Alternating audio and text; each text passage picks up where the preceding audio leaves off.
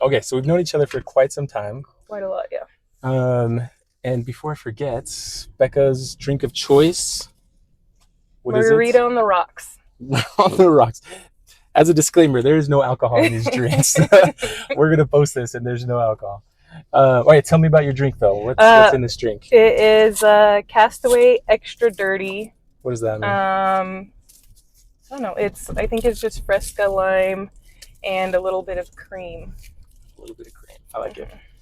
I'm starting to get into soda like a lot more. Not that I haven't ever drinking soda before, but Heather and I have been drinking more soda, which is terrible. But I thought you guys were actually doing no sugar. I think getting into soda in your 30s is the opposite of no sugar. That's exactly what we should be doing. Wow, that was actually really good. You got the same one? Yeah, I got the exact same one. Really so the idea is I'm going to get the same drink as everyone. Okay. Eventually, though, like if everyone just keeps asking for soda, I'm just going to just get a cup like this and put water in it.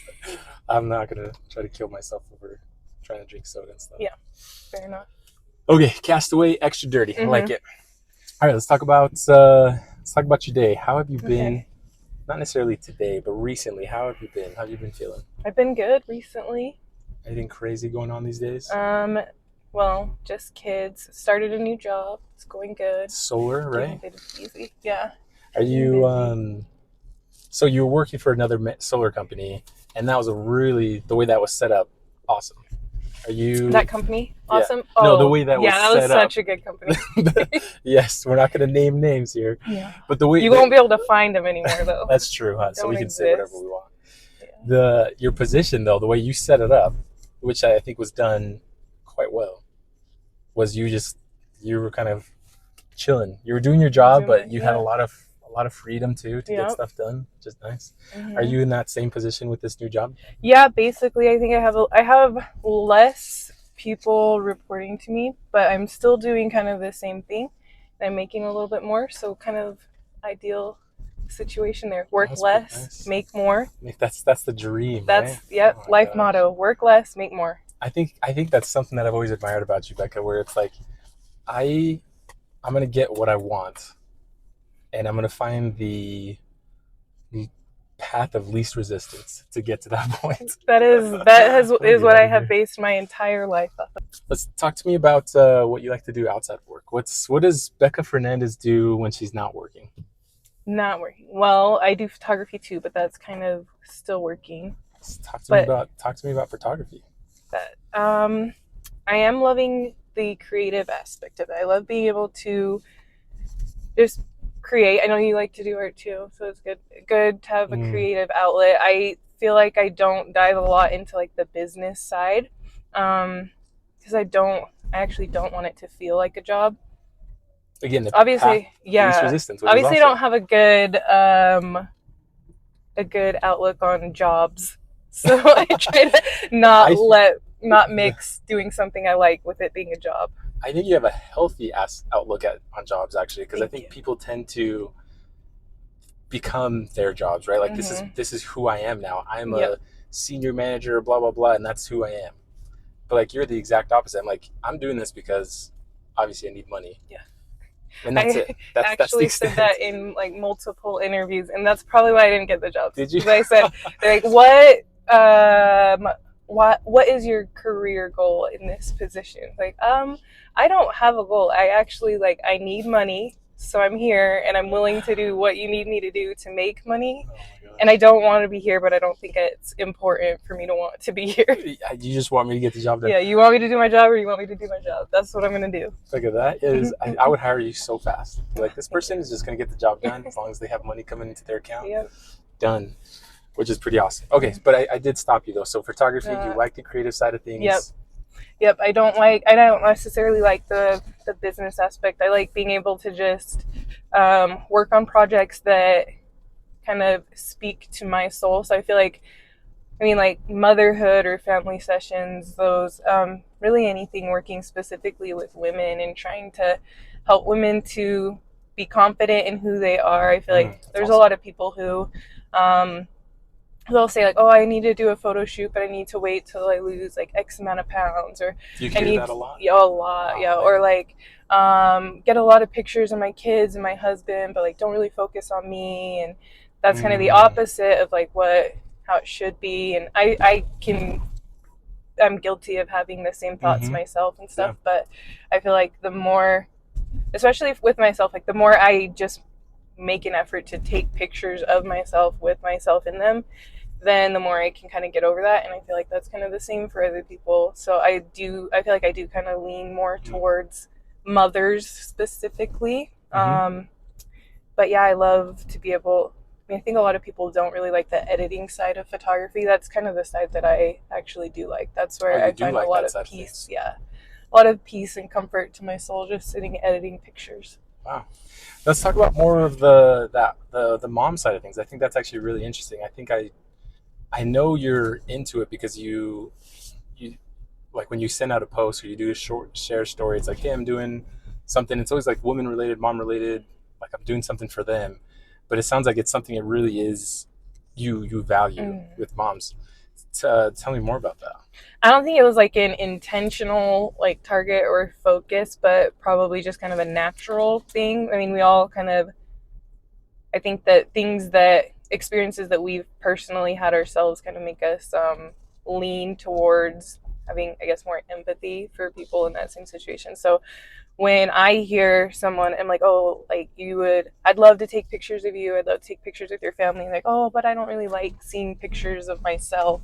I can relate to that feeling like wholeheartedly, but I'm like, oh, you shouldn't feel that way.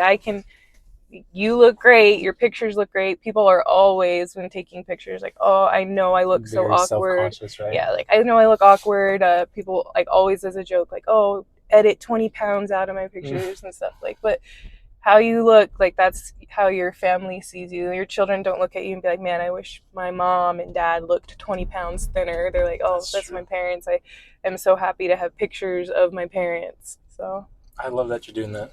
That's a huge deal. It's because it's so easy to talk negatively about yourself, and it's like if you look at it exactly what you're saying, if you look at it in the perspective of your kids are never, I mean, kids are brutally honest, right? So every once in a while they will let you know if you need to lose 20, 30 yeah, it's like, oh yeah, you're looking fat today. Like, yeah, not in your pictures. You look fat in life. So don't worry about your picture. But like, does that mean those kids love you any less? No, absolutely they definitely don't. Not. No, and those are the people that matter the most in your life, and so it's so easy, and I struggle with this. It's so easy to get caught up in like what other people are thinking and how they see you, because at least for me, that's where that rooted from, like from school, from circles in school, high school, junior high. I don't look like this person, and so tell me more about the growing up in Utah. For me personally, it's been kind of just, I mean, it's what I knew, so it wasn't unusual to me, but it was like I was always aware of being different. Like regardless if, like as I see myself, I don't think of myself as like, oh, I'm half black, I'm half white. I think of myself like, I'm Becca. These are my parents. This is my family. This is who I am. Yeah. But I do think a lot of people, the first thing that they would think of for me was, oh, black. That's our half black friend in high school, one of 5. We're all or adopted. Did you hear that a lot? Yeah, no, all the time. And did those jokes affect you though? I feel like, I mean, it was like a little bit exhausting to be like, is that really like the only thing? Yeah, I think that, I mean, kind of tying back to what we were talking about with like titles with work and stuff, I think for me personally, there are things that I feel like are important that I want to present as like, this is who I am. I want, when people think of me, I want to think of like hardworking or my work ethic. Like if you ask me to do something, it's going to be done well. I want people to think of me as like loyal. Like if you need somebody, I'm going to be there. I want people to think of me. If they think of me and they're like, oh, that's Becca, Alea's mom. That's great. Jalen's mom. That's great. If they think of me like, oh, that's Becca, she's black. Okay, that is a thing, but that's not who I am. That's not, my race isn't who I am. My job is a thing that I do to get money. But the things that I do think are important, those are the things that I'd hope people would, like, those are the things that I'd want people to be like, oh, that's Becca. This is who she is. That's what you want to be associated with, right? And I think that growing up, that kind of wasn't the thing. It was either like, oh, like, that's Becca. She's black. And also she does track, and also she does basketball. Like my yearbook is just full of like, you're really fast, you're really good at basketball. Oh, really? Yeah. And like just that. And so It's always like, oh, that is like a thing. That's not like my thing. That's That's not not who who I I am. am. That's not doesn't Thing I define who I did, am. or a thing like a piece of me, but it's not who I am. Yeah, I Kind of like that thing, a yeah. lot. I think it's easy to get caught up in those labels and those titles, right? Mm-hmm. I think you've done a really good job of being that person who you say you are, right? So I think I do consider you being one of the most loyal people. Like you move out of the state, you've lived in Texas, you've lived in New York, you come back to Utah, and then we all get together, and it's as if you never had left. You know what I mean? It's like Mm-hmm. the loyalty between that you have with your friends, your true friends, it stays forever. It's not a we're friends when we see each other, but then that's about it. You know what I mean? So I think you've done a really good job of actually portraying who you really are as a person. So I think it's very impressive. Thank you. Um, so I keep cutting you off. Photography, you like the creative side of things. Mm-hmm. Is there anything else that you're doing outside of your work that you're enjoying?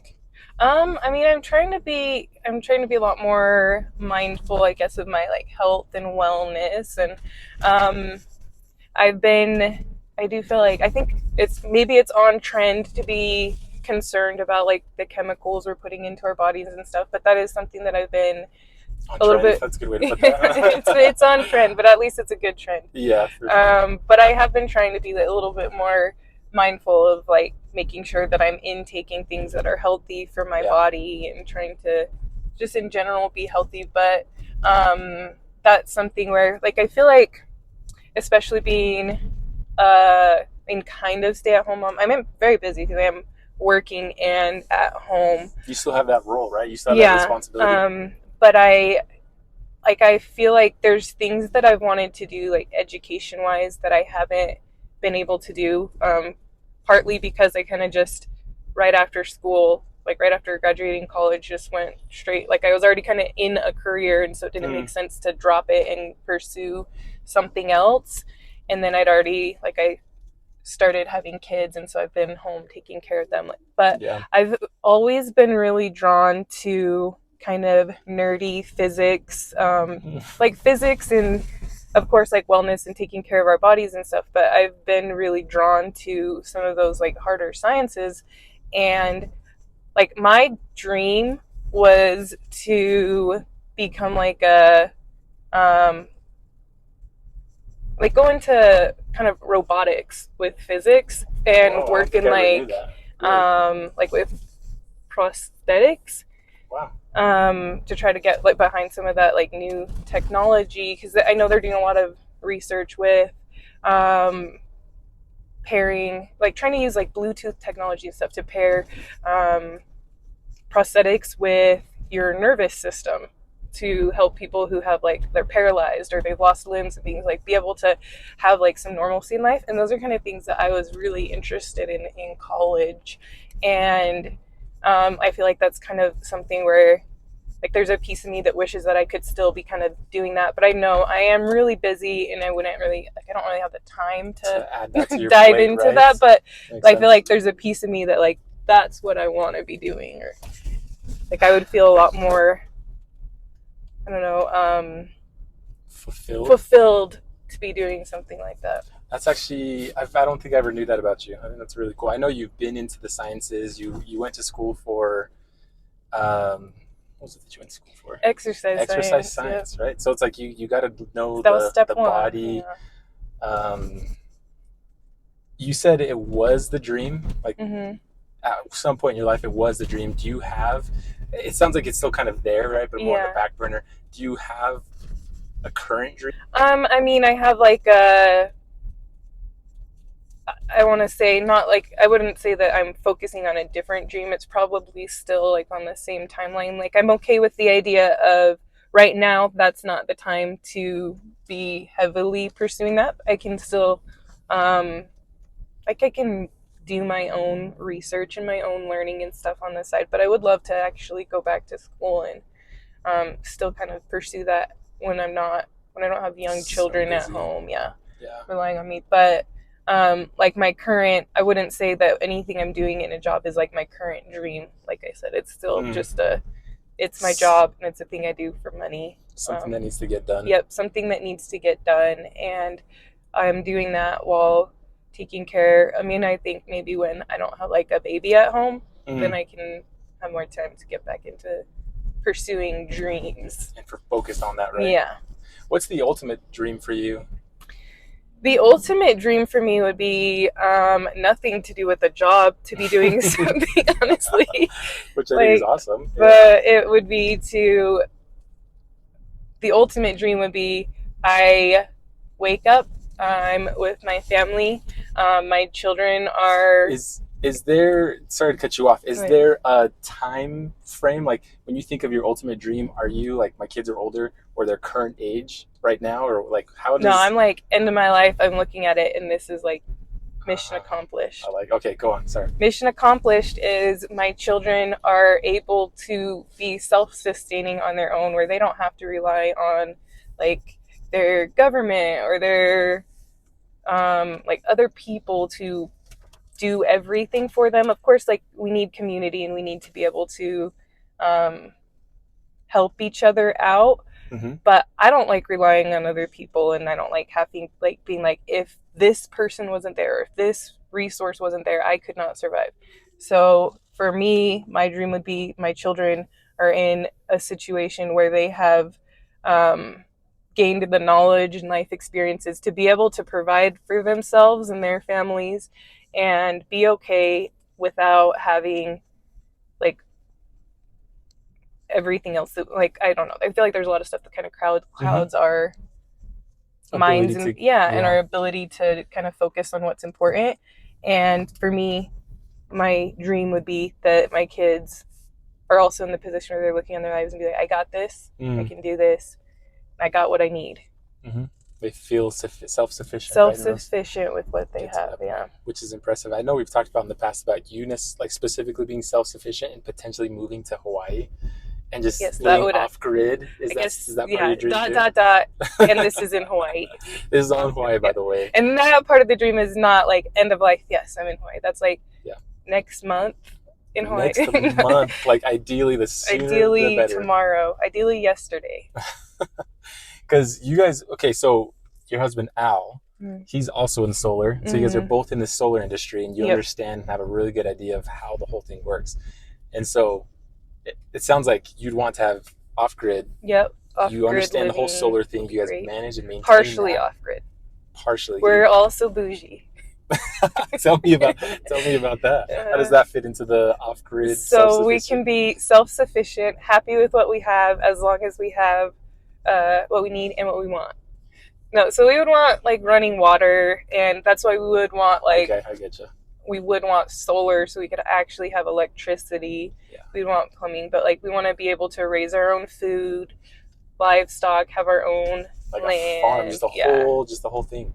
Yep. That's interesting. So you would be willing to like raise chickens, goats, things like that? Is that? Al would be willing to. Yeah, Al would be willing to. Al would have to do that. Al would be willing to. Alea would love it. Jalen would love it, and I would be very okay with it. Yeah, they all just take care of it. Is that part of Al's dream as well? That's definitely part of Al's dream. Yeah. Really? Because that's always one thing, right? Because you can always daydream about life and like, oh, this is what I want. This is the eventual goal, and then it's like, pause. You also have somebody in your life who has a say in things too, right?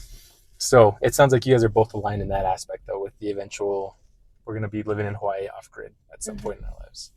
That would be the dream. Man, that's actually really fun. So what got you to that point, though, to live self-sufficient? Have there been instances in your life where you're like, okay, I'm way too reliant on this. This scares me. I need to get to this point. Yeah. I mean, I think kind of current state, like economy and stuff kind of puts that fear into us, but also just like with Alea kind of reaching this like 6-year-old phase, going to school, being around other kids. Yeah. Crazy. She's been like, she had a phone. She has like unlimited access to technology, video games, everything. And she'll come up to us and be like, I'm bored. I can't find anything to do. I'm like, you're 6. Like, go outside. Man. Yeah. Go, like, be bored for 10 minutes and you'll find something to do. Don't tell me you're bored 5 seconds in because you turned off a video game that you've been playing for 6 hours. Yeah, I get that. So that was more so the thing, like, being like, I want, like, you shouldn't be 6 years old and sitting inside a house on electronics and talking about you're bored. Mm-hmm. Because the joke is always like, well, how we grew up was, because we're technically millennials, right? Yeah. So we're like in that weird, almost limbo phase of we grew up without technology, but we still kind of grew up in technology a little bit later in our life. So we have the best of both worlds, which I think is awesome. And so knowing that though, did you implement technology in her life for a specific reason to just be like, hey, we're not trying to hide or shield anything from her? Or is it more just like, you kind of just do your thing, or what's that thought process? Probably both. Like, I don't think we were super intentional. We didn't have any strong opinions about like no screen time or like she shouldn't be playing video games or watching movies and stuff. And because I was like Al was really busy with work and I was working from home also, like I didn't have the time to be nonstop entertaining her without screens. For like sure. she had to be babysat by some screens. Totally get it. But and I don't think that that's a problem, but I do think that because 90% of the time, like if she'll tell us she's bored, we've kind of like put the foot down already. Like, no, you're not going to tell us you're bored. You're just going to go find something to do. So when we say it, she kind of drops it and she always goes and finds something to do. Like she'll go outside and play by herself, but if she has to, but it is still just kind of the thing of like that was kind of the eye opener for us of like, and it, also it's hard when it's like snowing, cold, rainy, 8 months out of the year to be like, go outside. It's freezing. Go figure it out. Yeah. Yeah. But so that's kind of where that kind of came from. And then also just there's a lot of like, what's that, post-apocalyptic movies and stuff. And where we're like, oh, what would we do in that situation? And I know we were like told like, oh, get food storage, like learn how to live on your own or live off the land. We do want to be able to live off the land. I am one that's like, okay, if I have a giant food storage with like 6 years of whatever I need in it, I cannot bring that with me anywhere. Like there is no way. Where am I going? There is no way that I think we're just wrapped up in here. There's no way that we're going to be able, like, oh, the world's ending, but we can live in these cookie cutter homes that are like stacked on top of each other still where my food storage is. No, but like if I can have like books where I can learn how to, like what kind of medicines I can get, like what kind of plants are okay to use and eat, like how can I use what's around me? Like that's something that I can probably grab and bring, not like an underground bunker that's inside my cookie cutter home. I know, as we're driving like all these houses, I'm so lost in this neighborhood. Yeah, they all look scary, the same, huh? Right? It's almost I want to keep talking about this. One quick thought. When was the last time you drove through Daybreak? Not too recently. Probably like a year ago, maybe. Daybreak. It's creepy. It's a little creepy. Okay, I'm glad I'm not alone in thinking that. It is so creepy. Everything is so close. Everything looks so similar. It almost looks, what's that one? Truman Show? Yeah, like the Truman Show. It looks like that one with Jesse Eisenhower. Oh, yeah, and Emma Stone. Yeah, I think so. I've never seen the movie. I just see trailers.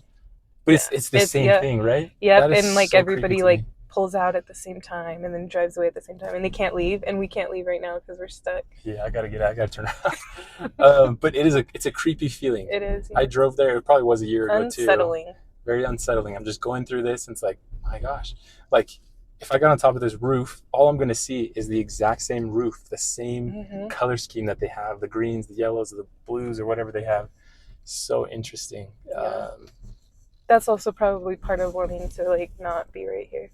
Yeah, because then if you do stay here, you have your food storage here, you just have a gun, and then now you're fighting people off in all different directions. Like, this is not ideal. I'm not surviving here.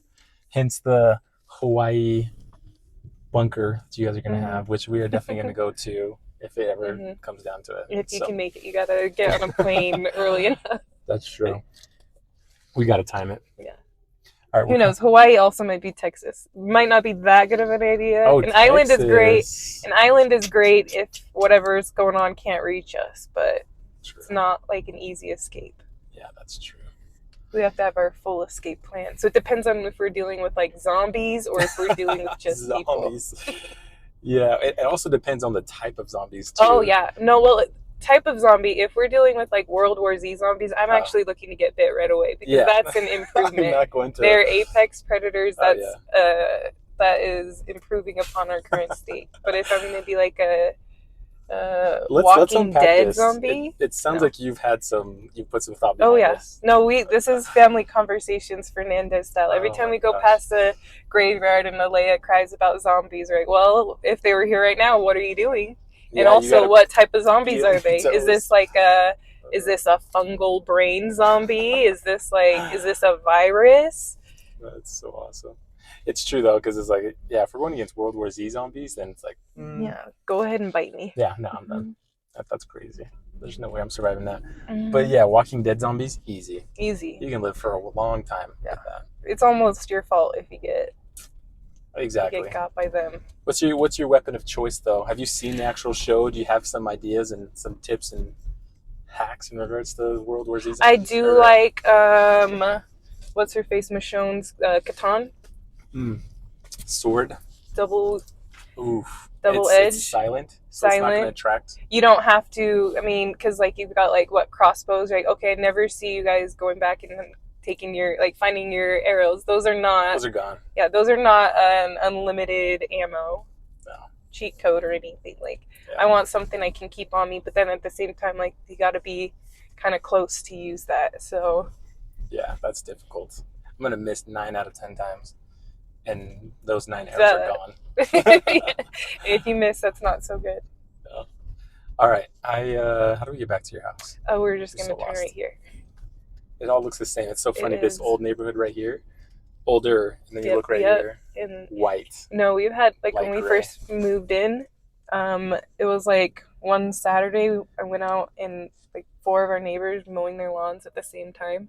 It really is like a simulation in here. Simulation. And they all to talk about the lawn and how everyone's lawn is looking. And told Al that the lawn looked really bad when you guys moved in, but now it looks really good. They said that to Al.